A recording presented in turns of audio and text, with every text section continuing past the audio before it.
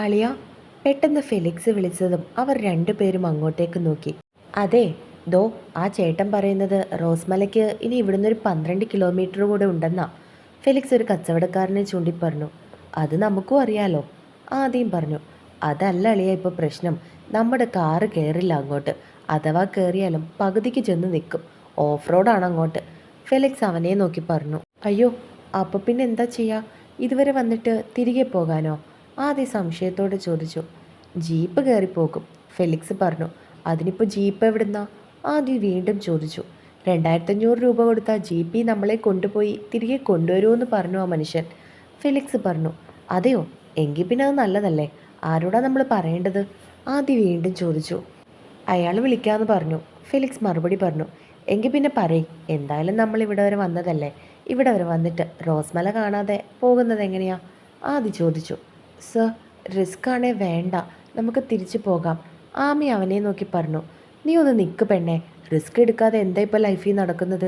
എല്ലാ കാര്യത്തിനും റിസ്ക് ഉണ്ട്. ഫെലിക്സ്, നീ ചെന്നാ ജീപ്പിന് പറയും. ആദ്യം പറഞ്ഞതും ഫെലിക്സ് പുഞ്ചിരിയോടെ അയാളുടെ അടുത്തേക്ക് നടന്നു.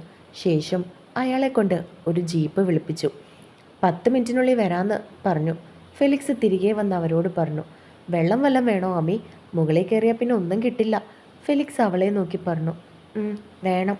അവൾ പറഞ്ഞതും അവൻ വാങ്ങിക്കൊണ്ട് വരാമെന്നും പറഞ്ഞ് അടുത്തുള്ള ഒരു കടയിലേക്ക് നടന്നു. ആദിയും മാമിയും ജീപ്പ് വെയിറ്റ് ചെയ്ത് അവിടെ തന്നെ നിൽക്കുകയായിരുന്നു. ആദിയുടെ കണ്ണുകൾ അവളുടെ മുഖത്ത് മാത്രമായിരുന്നു. ചുണ്ടിൽ ചെറിയ പുഞ്ചിരിയുമുണ്ട്. ഫെലിക്സിനെ നോക്കി തിരിഞ്ഞ് ആദിയെ നോക്കി അവൾ കാണുന്നത് തൻ്റെ മുഖത്തു നിന്നും കണ്ണെടുക്കാതെ നോക്കുന്ന ആദിയെയാണ്. അത് കണ്ടതും അവളുടെ കണ്ണുകൾ പിടച്ചു. അവൻ്റെ കാപ്പി കണ്ണുകളിലേക്ക് നോക്കാൻ അവൾക്ക് കഴിഞ്ഞില്ല. എന്താ സാർ?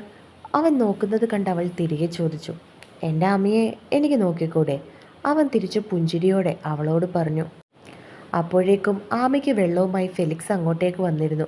അവൻ വന്നതും ജീപ്പുകാരൻ വന്നതും ഒന്നിച്ചായിരുന്നു. വാ കയറ്. അവർ നിൽക്കുന്നത് കണ്ടതും അയാൾ അവരെ നോക്കി പറഞ്ഞു. ഒരു 50-55 വയസ്സ് പ്രായം തോന്നിക്കുന്ന നല്ല ഐശ്വര്യമുള്ള മനുഷ്യനായിരുന്നു അത്.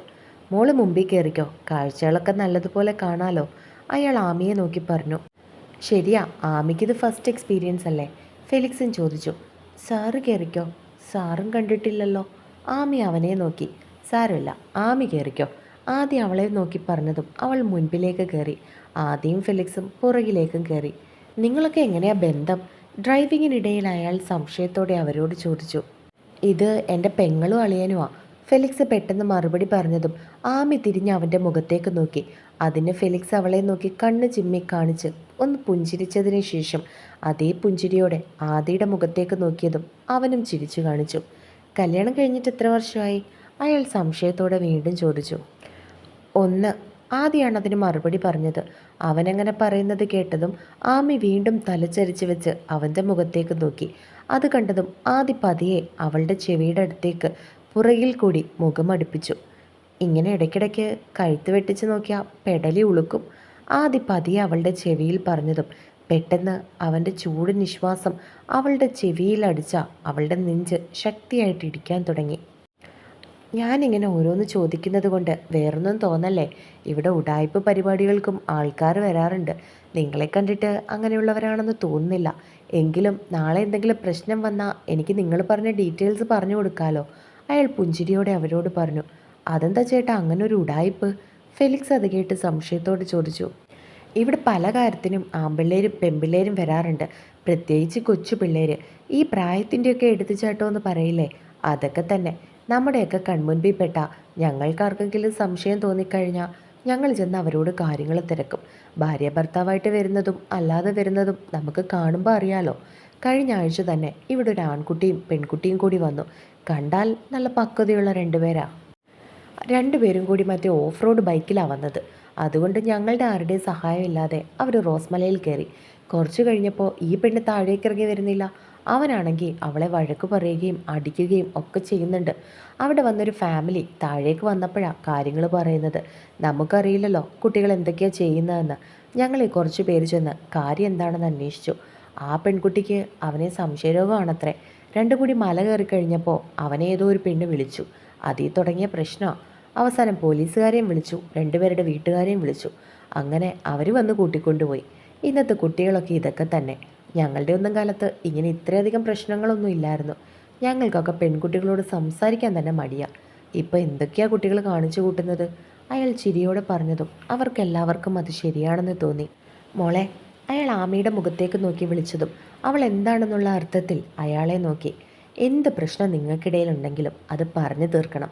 പരസ്പരം തുറന്ന് സംസാരിച്ചാൽ തീരാത്ത ഒരു പ്രശ്നവും നമ്മുടെ ലോകത്തില്ല. നിന്നെ അവനും നീ അവനെയും മനസ്സിലാക്കി കഴിഞ്ഞാൽ ഒരുവിധം പ്രശ്നങ്ങളൊന്നും ജീവിതത്തിൽ ഉണ്ടാവില്ല. ഇന്നത്തെ കാലത്ത് അഡ്ജസ്റ്റ്മെൻറ്റുകൾ ഇല്ലാത്തതാണ് ഏറ്റവും വലിയ പ്രശ്നം. പെണ്ണിൻ്റെ താല്പര്യത്തിനൊത്ത് ആണ് ജീവിക്കണം, അല്ലെങ്കിൽ ആണിൻ്റെ താല്പര്യത്തിനൊത്ത് പെണ്ണ് ജീവിക്കണം. എങ്കിൽ അവൻ്റെ അവളുടെ ഇഷ്ടങ്ങൾ എന്താണെന്ന് രണ്ടുപേരും പരസ്പരം മനസ്സിലാക്കാറുമില്ല. എനിക്ക് മോളുടെ അച്ഛൻ്റെ പ്രായം കാണും, ആ ഒരു എക്സ്പീരിയൻസ് വെച്ച് പറയുന്നതാണെന്ന് കൂട്ടിക്കോ. അയാൾ അവളെ നോക്കി പറഞ്ഞതും അവൾ പുഞ്ചിരിയോടെ അയാളുടെ മുഖത്തേക്ക് നോക്കി. അല്ല, ചേട്ടൻ്റെ വീട്ടിൽ ആരൊക്കെയുണ്ട്? ആദ്യ സംശയത്തോടെ അയാളോട് ചോദിച്ചു. ഞാൻ 23-ാമത്തെ വയസ്സിൽ വിവാഹം കഴിഞ്ഞവനാ. വീട്ടിലെനിക്ക് ഭാര്യയും 3 മക്കളുമുണ്ട്. അയാൾ പുഞ്ചിരിയോടെ അവരോട് പറഞ്ഞു. കുട്ടികൾ 3 പേരും പഠിക്കുവാണോ? ഫെലിക്സ് ആണ് സംശയത്തോടെ ചോദിച്ചത്. ആദ്യത്തെ മോൾ എഞ്ചിനീയറാ. അവളുടെ വിവാഹം കഴിഞ്ഞ് അവൾക്കും ഒരു മകളുണ്ട്.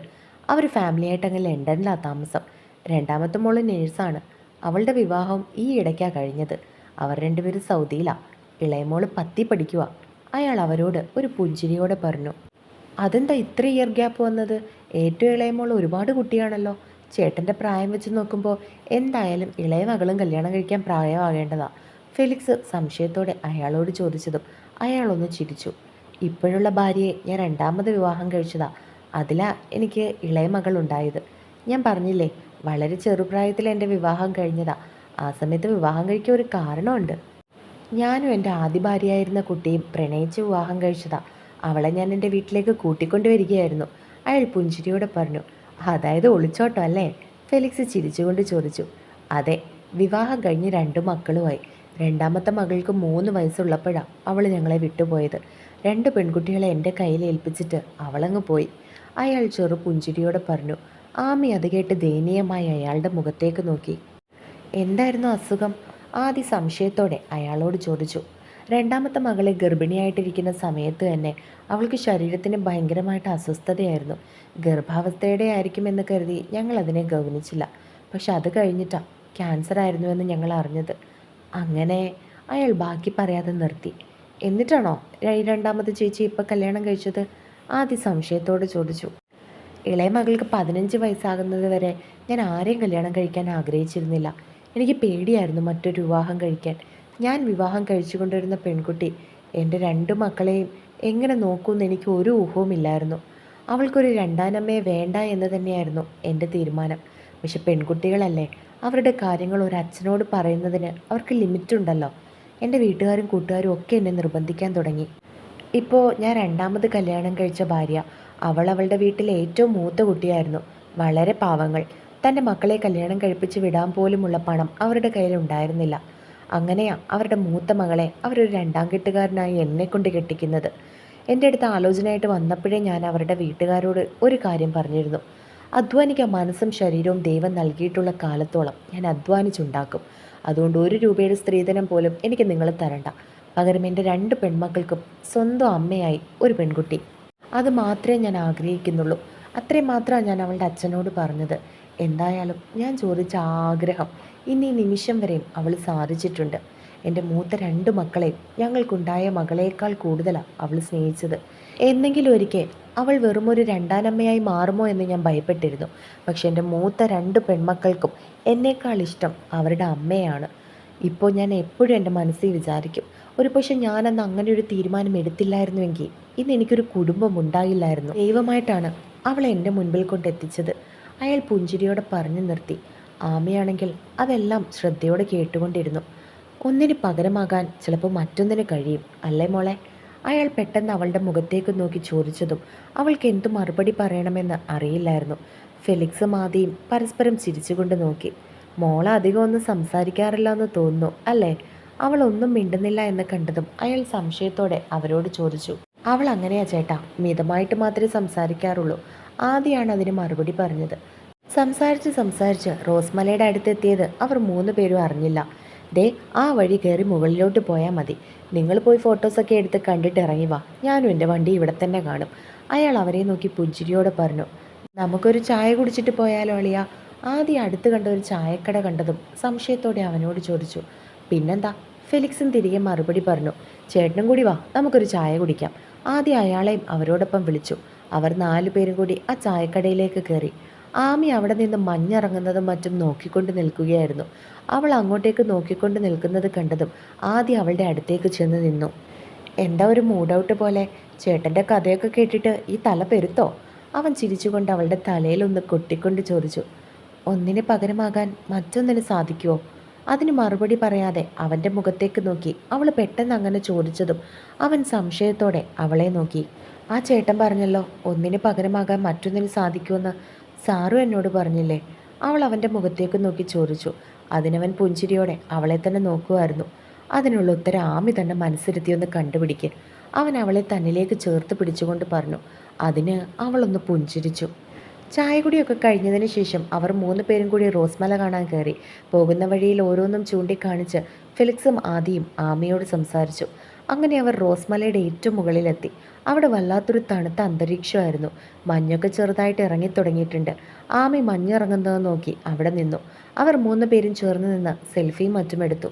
ഫെലിക്സ് അവിടെ നിന്നുകൊണ്ട് സാന്ദ്രയെ വീഡിയോ കോൾ ചെയ്ത് അതൊക്കെ കാണിച്ചു കൊടുത്തു. അവർ 3 പേരും കൂടി കറങ്ങാൻ പോയത് അറിഞ്ഞതും അവൾക്ക് വല്ലാത്ത വിഷമം തോന്നി. ആമി ദൂരേക്ക് നോക്കി എന്തൊക്കെയോ ആലോചിച്ചുകൊണ്ട് നിൽക്കുകയായിരുന്നു. ആമി, ഫെലിക്സ് വിളിക്കുന്നത് കേട്ടതും അവൾ സംശയത്തോടെ തിരിഞ്ഞു നോക്കി. അളിയൻ എവിടെ? അവൻ സംശയത്തോടെ അവളോട് ചോദിച്ചതും അവൾ ചുറ്റിനും ഒന്ന് നോക്കി. താൻ എന്തൊക്കെയോ ആലോചിച്ചുകൊണ്ട് നിൽക്കുകയായിരുന്നു. അതുകൊണ്ട് തന്നെ ആദ്യം ശ്രദ്ധിച്ചിരുന്നില്ല എന്നവൾ ഓർത്തു. അത് പിന്നെ ഇവിടെ. അവൾ കൈ ചൂണ്ടിക്കൊണ്ട് എവിടെയൊക്കെയോ നോക്കിക്കൊണ്ട് പറഞ്ഞു. അത് നിനക്ക് നിന്റെ കൂടെയല്ലേ? അവനെ അവിടെ എങ്ങും കാണാഞ്ഞതും അവൾ ആകെ ടെൻഷനിലാകാൻ തുടങ്ങി. എൻ്റെ കൂടെയോ? എടി, ഞാൻ സാന്ദ്രയോട് സംസാരിക്കുകയായിരുന്നു. അളിയൻ നിൻ്റെ അടുത്ത് നിൽക്കുന്നുണ്ടായിരുന്നല്ലോ. അവൻ തിരികെ അവളോട് പറഞ്ഞതും അവൾ ചുറ്റിനും നോക്കാൻ തുടങ്ങി. അവിടെ മൊത്തം കൊക്കയും പാറയും ഒക്കെയായിരുന്നു. ആദ്യം അവിടെ എങ്ങും കാണുന്നില്ല എന്ന് മനസ്സിലായതും ആമയുടെ ഹൃദയം ശക്തിയായിട്ട് ഇടിക്കാൻ തുടങ്ങി. അവളുടെ ശരീരമൊക്കെ വിറച്ച് ബലമില്ലാത്തൊരവസ്ഥയിലേക്ക് അവൾ പോയിരുന്നു. വല്ലാത്തൊരു ഭയവും അനാവശ്യമായിട്ടുള്ള ചിന്തകളും അവളുടെ മനസ്സിൽ കൂടി കടന്നു പോയിക്കൊണ്ടിരുന്നു. അളിയനിത് എവിടെ പോയി കിടക്കുക? എവിടേക്കെങ്കിലും പോവുകയാണെങ്കിൽ ഒന്ന് പറഞ്ഞിട്ട് പോയിക്കൂടെ? ഒന്നാമത് അറിയാത്ത സ്ഥലമാ. അവൻ പേടിയോടെയും ദേഷ്യത്തോടെയും പറഞ്ഞു. എന്നാൽ ആമി ഒന്നും മിണ്ടാതെ നിശ്ചലയായി നിൽക്കുകയായിരുന്നു. ആമി, അവളൊരു ശില കണക്കെ അങ്ങനെ തന്നെ നിൽക്കുന്നത് കണ്ടതും ഫെലിക്സ് അവളുടെ അടുത്തേക്ക് ചെന്ന് അവളുടെ കയ്യിൽ പിടിച്ചുകൊണ്ട് വിളിച്ചു. ഫെലിക്സ്, സാർ എവിടെ? അവൾ പേടിയോടെ അവൻ്റെ മുഖത്തേക്ക് നോക്കി. നമുക്ക് നോക്കാം. അവൻ അവളെ സമാധാനിപ്പിക്കാൻ ശ്രമിച്ചുകൊണ്ട് പറഞ്ഞു.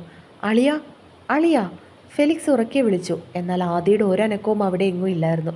ഫെലിക്സ്, എനിക്ക് പേടിയാവുന്നു. അവൾ അവൻ്റെ കയ്യിൽ മുറുക്കി പിടിച്ച് കരഞ്ഞുകൊണ്ട് പറഞ്ഞു. പേടിക്കാതെ, നോക്കാം. അവൻ വീണ്ടും അവളെ സമാധാനിപ്പിച്ചു. പിന്നെ എന്തോ ഓർത്തതുപോലെ അവൻ്റെ ഫോൺ എടുത്ത് ആദിയുടെ നമ്പർ തപ്പാൻ തുടങ്ങി.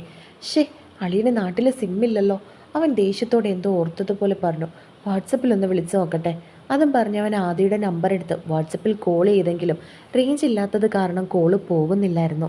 ഫെലിക്സ്, ആമി കണ്ണുകൾ നിറച്ചുകൊണ്ട് അവനെ നോക്കി. ഫെലിക്സിന് അവളെ എന്തു പറഞ്ഞ് സമാധാനിപ്പിക്കണമെന്ന് അറിയില്ലായിരുന്നു. അളിയാ, ഫെലിക്സ് ഉറക്കെ വിളിച്ചു. ആമി മുഖം പൊത്തി അവിടേക്കിരുന്ന് പൊട്ടിക്കരഞ്ഞു.